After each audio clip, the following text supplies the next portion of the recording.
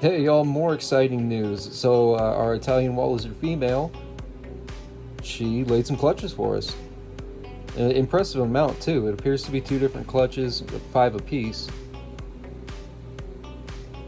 When research I had been doing said they usually clutch in like three or four eggs. So this is really awesome. So we're gonna get them popped in the incubator.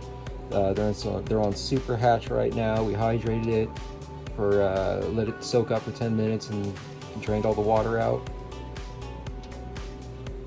But right on. This is a really impressive species. I can't wait to showcase this one.